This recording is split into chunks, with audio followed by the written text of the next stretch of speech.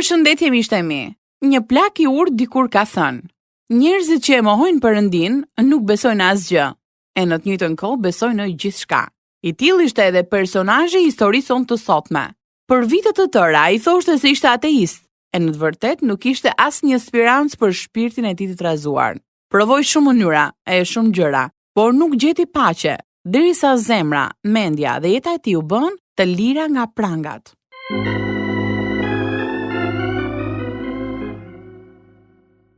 Mirë Perëndi, ti nuk më ke ndihmuar dhe nuk ke ndërmend të kujdesesh për mua. Prandaj unë do të bëj një marrëveshje me Satanin. Dhe ai ka për të më dhënë gjërat e nevojshme që më duhen për ta bërë jetën interesante. Do t'i jap shpirtin tim.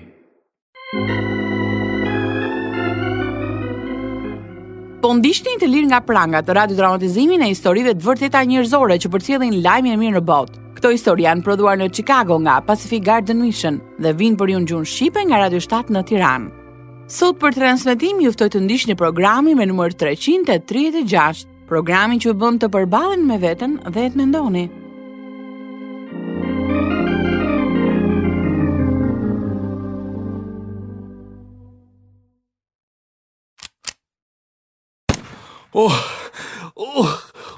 Perëndi, duhet të dal prej këtej dhe të kërkoj ndihmë.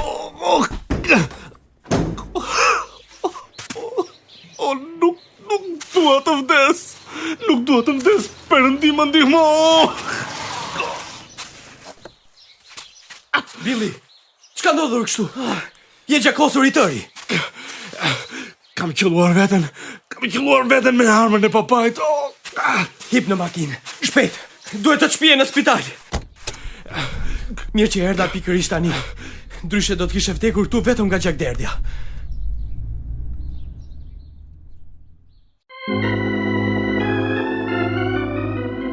Personazhi I historisë sonë të sotme ishte 17 vjeç ditën që tentoi të vetvritej. Dhe kjo nuk ishte hera e parë. Kjo është dëshmia që tregon se si ai arriti në atë pikë dhe se si vazhdoi jeta e tij prej andej. Është historia e vërtetë e Billy Crone, që vjen tek ju tani në Të lirë nga prangat.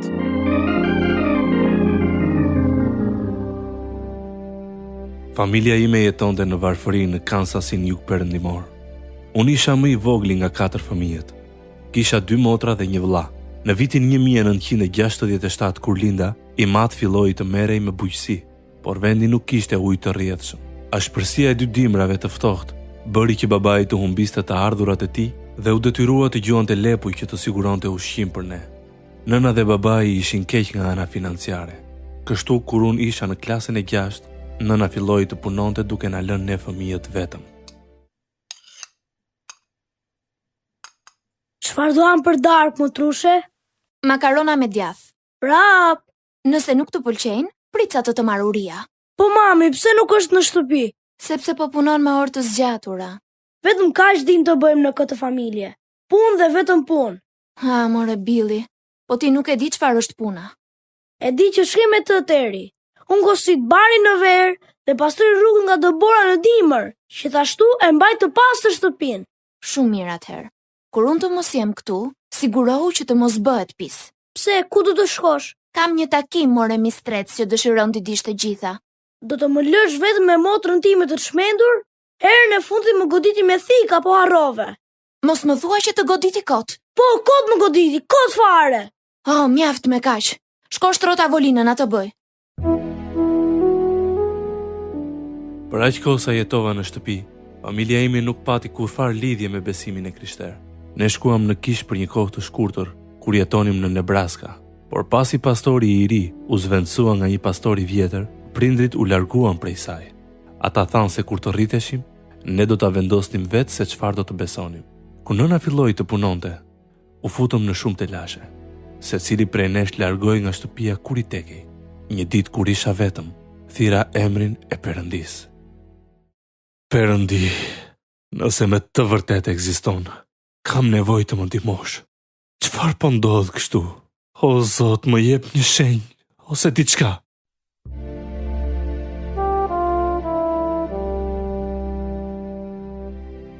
Pasi prita 2 orë pa marrë asnjë shenjë, thash: "E po mirë Perëndi, këtë tutje do të jem ateist. Unë nuk e kisha iden se çfarë ishte një ateist. Mendoja se ishte dikush që e urente Perëndin. Nuk kisha askënd me të cilin të bisetoja përveç qenit tim Charlit. Ishin vitet 80 dhe një shok më ofroi diçka për të lehtësuar dhimbjen.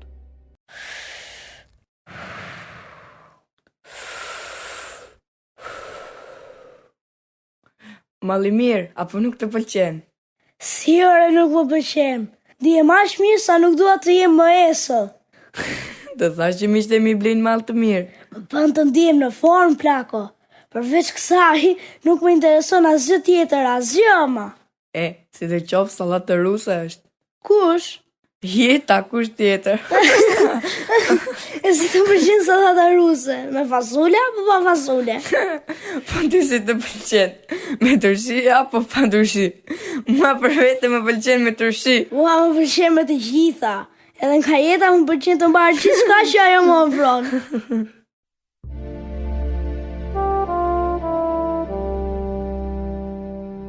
Droga dhe alkooli më futën në imoralitet. Prindrit e mi rrallë herë pinin, por asnjëherë nuk përdornin drogë. Tekstet e këngëve të muzikës rock më shtyn drejt rebelimit dhe egoizmit. Kështu yjet e kësaj muzike u kthye në idhuj për mua. Isha 17 vjeç ku bëra një pakt me djallin dhe brenda 2 muajve u përpoqja të vetvritesha me disa ilaçe që gjendeshin në shtëpi. Por mbijetova, më pas e dashura më la. Pikërisht atëherë qellova veten me armën e Timeti. Shoku im më dërgoi menjëherë në spital. Më vonë motra dhe vëllai erdhën të më vizitonin. Billy, mora vesh që kishe qelluar veten. Si është e mundur? Ndodhi aksidentalisht. Vështirë se mund ta qellosh aksidentalisht veten me pistolet. Dëgjoj, unë jam qitës i Zotit, ha? Po të kisha dashur të vrisja veten, do ta kisha bërë tani. Cila do të ketë qenë arsyeja, nuk e ka vlejtur. Shikoni, nuk dua të flas më për këtë tani. Po babi erdhi të takonte. Erdhi, po. Nuk foli shumë. E kur ka folur ndonjëherë shumë ai. Sidoqoftë.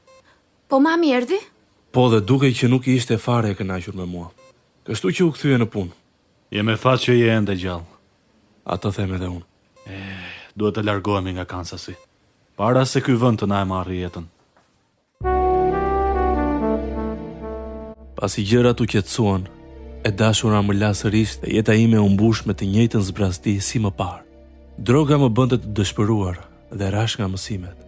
Në fund bëra thjesht një provim, nëse mund ta quaj kështu sepse vetëm emrin shkrova, sa për tu diplomuar. Ndërkohë kisha filluar të punoja me timat në fabrikën e tullave. Megjithse ende ishim ngushtë nga ana financiare. Një natë një shok më kërkoi të dilja për të pirë me të, por nuk kisha asnjë para në xhep. Kështu qëndrova në shtëpi dhe qava për faktin që ishim të varfër. Ditën tjetër mora një telefonat nga një shok tjetër. Alo? Ç'kemi Billy? E more vesh për Lorin? Jo, pse çfarë ka Lori? Vdiq natën e shkuar. O Perëndi, po çfarë ndodhi? Kishte pirë dhe kur po kthehej në shtëpi bëri aksident.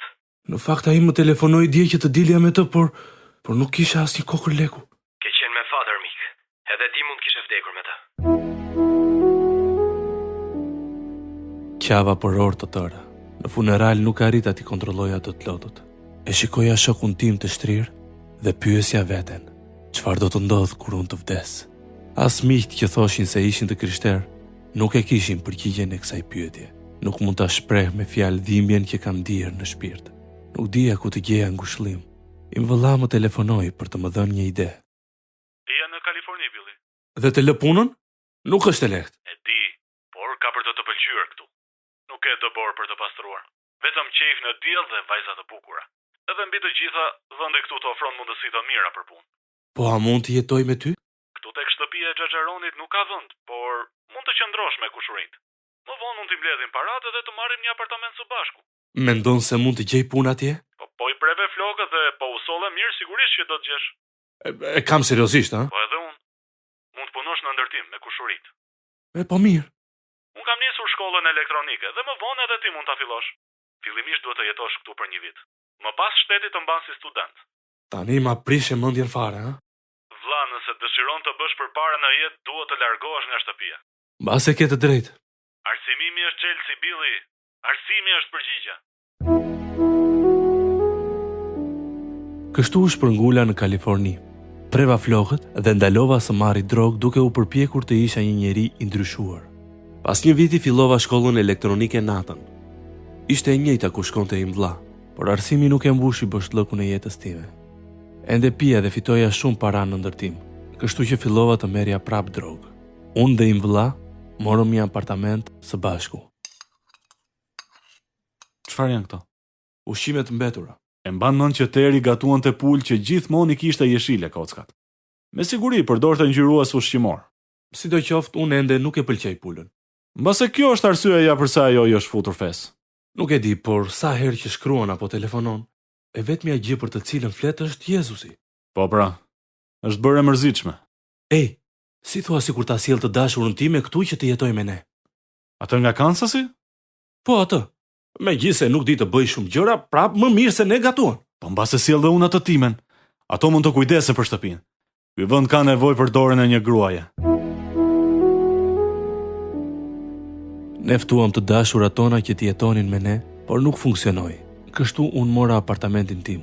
U përpoqja të gjeja domethënie në marrëdhënien time imorale. Por ishte marrëdhënia e gabuar dhe jo personi I duhur.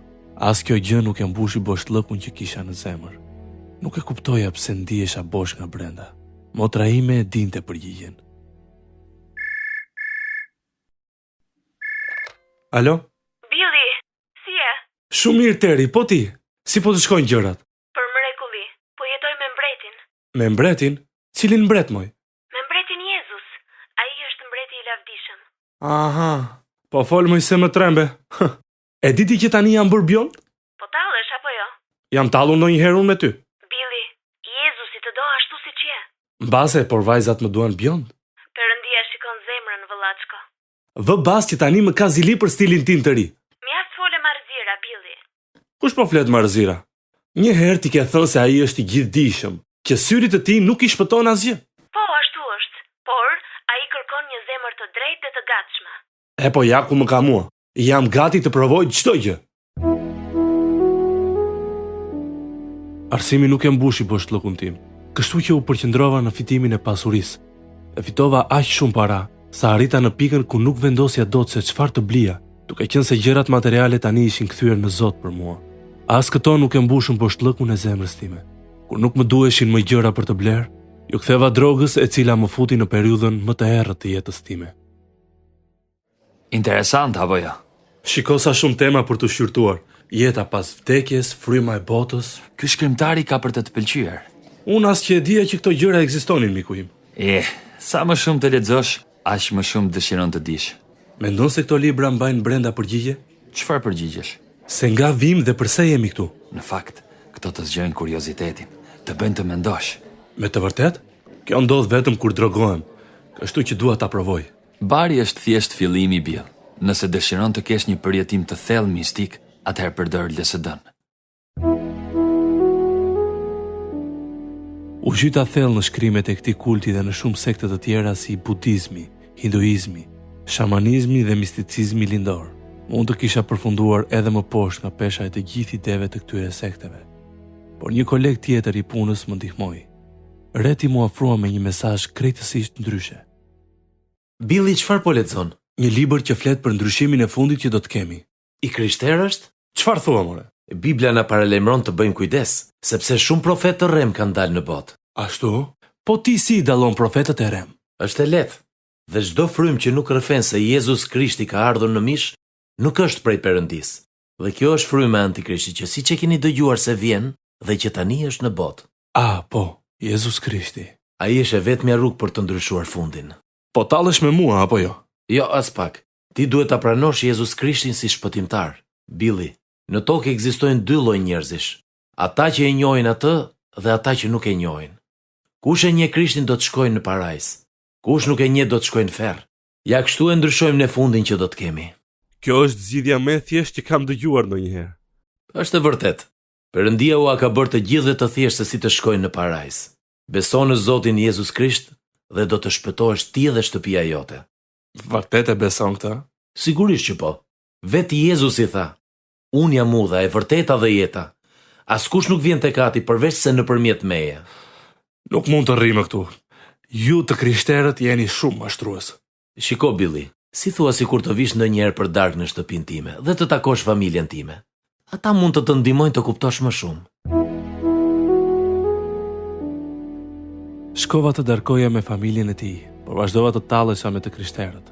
Ai më ftoi në një takim me besimtarët ku refuzova ta ulja kokën për të lutur. Ndërkohë që disa nga anëtarët në grup kërkonin të luteshin për të dashurit e tyre, unë u talla me ta duke kërkuar që të luteshin për gjëra pa vlerë. Kështu shoku im u lut për gjërat që unë kërkova. Ai e duroi pa fytyrësinë time dhe madje më blinte drekën kur nuk kisha para. Një ditë ai erdhi të më takonte. Billy, kam ardhur të të them mirupafshim. Po shkojnë gjikundi? Po, familja ime do të shpërngulet në New York. Ndaj ka mundësi mos të të shoh më asnjëherë. Ashtu? E po, të prifte mbara ormik. Mos e harro atë që të kam thënë, Billy. Kurdo që të jetë gjithçka që duhet të bësh është i kërkosh Zotit të të shpëtojë, dhe ai do ta bëj. Akoma ëndra me sy hapur sheti?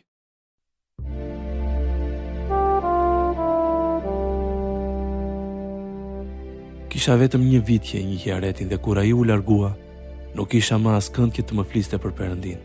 Vuaja në errësirë, duke u zhytur edhe më thellë në mësimet e sektit Epoka e Re. I isha futur seriozisht LSD-s. Merja metamfetamin, marijuan, kokain, amfetamin, çdo gjë që më ofroi. E kam humbur fare, plago. Edhe unë. Ajo dera më duket sikur po shkrihet e tëra, ha? Shikoj Erikun atje poshtë në dysheme që dridhet si bretkos. Ai e tepron me metamfetaminën. Nuk e kuptoj pse gjithmonë duhet ta kaloj kufirin, ha? Mbase po kërkon të dal nga kjo situator, trim. Plago, ne të gjithë jemi të humbur. Po pastaj se jemi, Po, a ke pyetur ndonjëherë veten nëse jeta nuk ka më asgjë tjetër për të na ofruar, ha? Villove ti tani. Ja, thjesht po them. Dgjoj. Ku do të na çojë gjithë kjo, ha? Po kujt intereson? Shijoje jetën sot se nesër mund të vdesësh, miku im. Pra, pikërisht kjo më tremb. Po atëherë çfarë do të ndodhë, ha? Do ta zbulosh kur të vi koha. Pse është kaq ftohtë këtu, ha? O, Zot. E di ti se çfarë do të thotë kjo? E di, më është rrënjetur mishi. Edhe mua, më duket se ka ardhur ai. Kush? Heri? Shpirti ati të vdekurit? Po, e sheh? Mos u shqetëso, ai nuk rri shumë. Shikoni djema, shikoni! Pak vonë tani për të parë, u zhduk.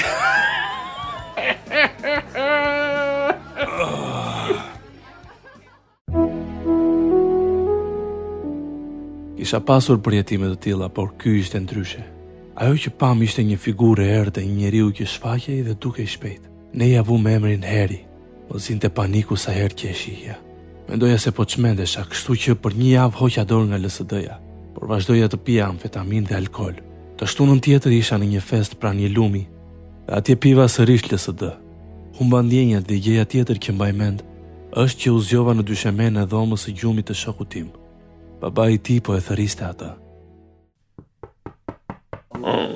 Tani Mike, çau. Ora për të shkuar në kish. Hë tani, është Pashk. Duhet të vijë në kish. Do të nisemi pas një ore. Po pse të lëre atë këta? Të kuptoj. Sa më dhim ka koga. Në fakt nuk më ka dhembur ndonjëherë kaq shumë, ha? Dhe të mendosh që nesër duhet të shkoj në punë. Me siguri kam përgatitur kafe, besoj. Shko, pije një filxhan. Kafeja nuk më ndihmoi, kështu që u ktheva në apartamentin tim. Unë dhe im vëlla po qëndronim prapë bashk, por për momentin ai gjende jashtë vendit dhe unë isha vetëm. Më dhimbte shumë koka, dhe i piva pak vodka, por pa pritur u shfaq figura e errët njerëzore. Prapova në dhomën e gjumit dhe rash në gjunjë, duke u lutur për jetën time. O Perëndi, nëse ti vërtet ekziston, dhe do jetën time, mere. Pendohem për mënyrën se si kam jetuar. Të lutem, Jezus, më shpëto. Më fal për mëkatet dhe më shpëto.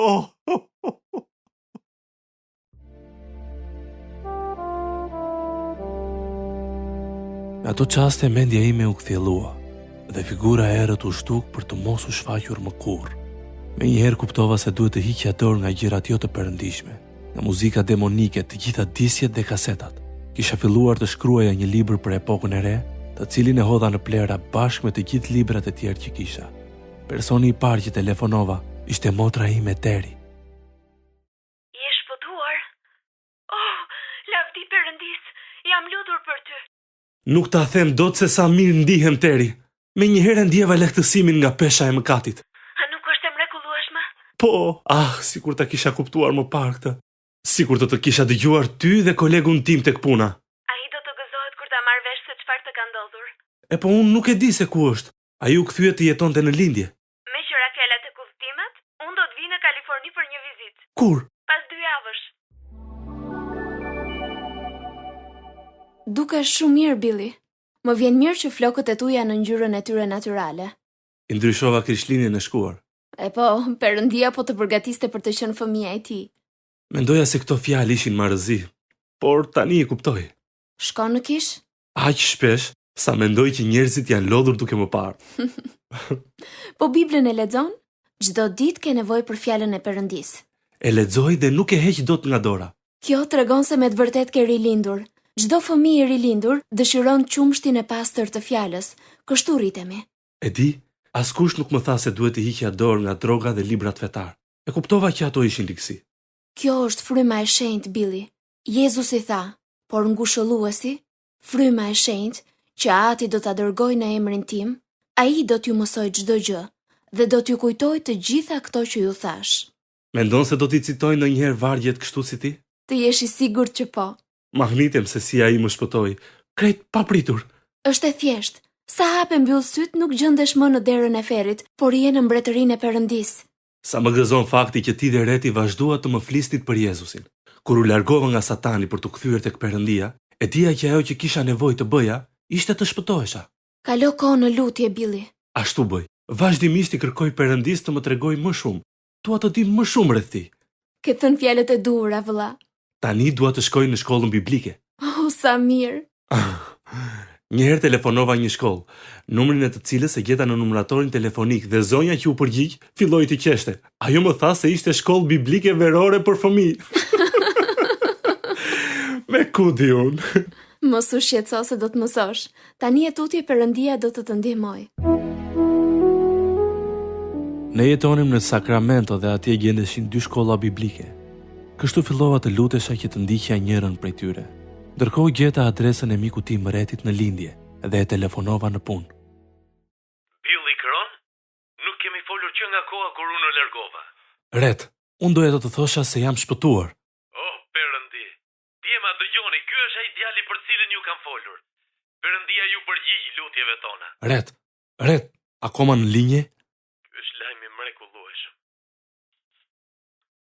Nuk e keni idenë se sa shumë jam lutur për të. Ishte shumë kokë fort. Ret, tani të kuptoj. Billy, aty je? Këtu jam, këtu. Ha, e more veten tani? Po nuk më mban vendi nga gëzimi. Atëherë ulu miku im, sepse unë tani shkoj edhe në një shkollë biblike. Çfarë thua? Jam lutur për këtë dhe shiko si ma tregoi Perëndia se kë shkollë duhet të ndiqja. Pa, më thuaj. Isha në punë duke shkarkuar qindra kuti. Kisha orë të tëra që punoja. Dhe kur po shkarkoja kutinë e fundit, të gjitha të tjerat u rrëzuan. Kutia e fundit që qëndroi kishte një letër që varrej në një shirit. Ajo ishte një broshurë që fliste për shkollën biblike për të cilën po lutesha. Kuptova që kjo ishte një shenjë nga Perëndia. Zoti është i mirë, Billy. Ke marrë vendimin më të mirë në jetë.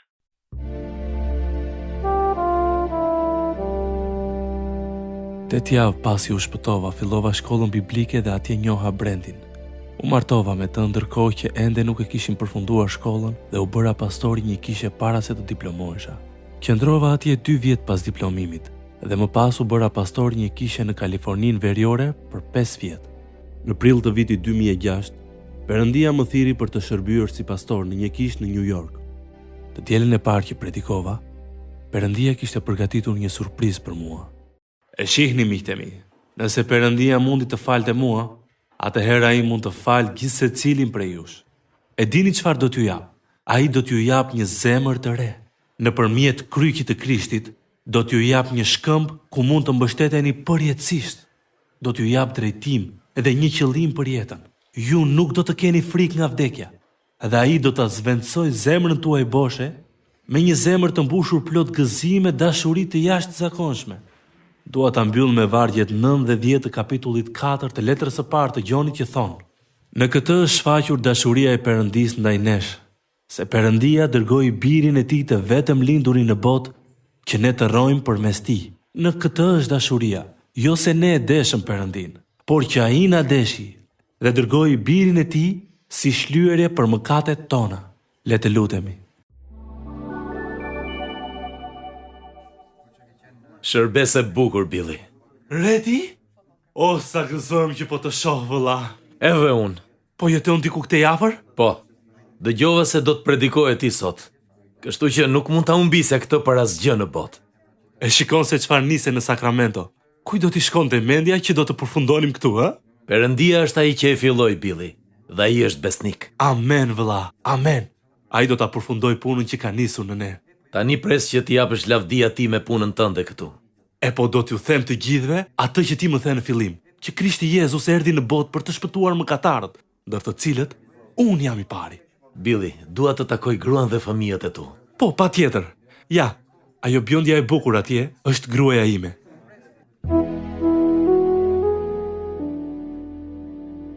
Në muajin e 18 që shërbeja si pastor në kishë, numri i antarëve kishte arritur në 100. Motrat dhe vëllai pranuan Krishtin në jetën e tyre, e nuk kemi nevojë të presim për një shenjë. Perëndia e dëgjon çdo lutje që del nga një zemër e sinqertë. Hiri i tij është falas, dhe të gjithë ata që shkojnë te kryqi gjejnë jetën e re në Jezus Krishtin.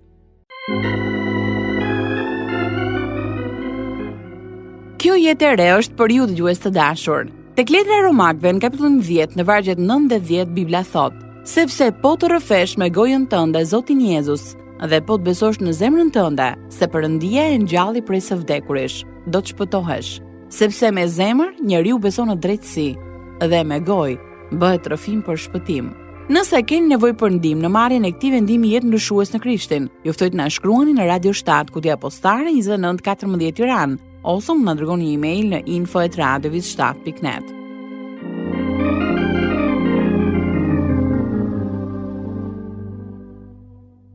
Ndoqët programi me numër 336. Kjo ishte historia e vërtetë e Billy Cron. Të lirë nga pranga të prodhuar nga Pacific Garden Mission dhe u soll për një gjuhë shqipe nga Radio 7 në Tiranë, për të treguar nëpërmjet historive të vërteta se nëse jeta juaj është bosh, ajo mund të mbushet derisa të derdet. Do të ishte kënaqësi të dëgjonim se si ka ndikuar këto programe në jetën tuaj. Ndaj mos harroni të na shkruani. Deri herën e ardhshme bashk, miru të gjofshem.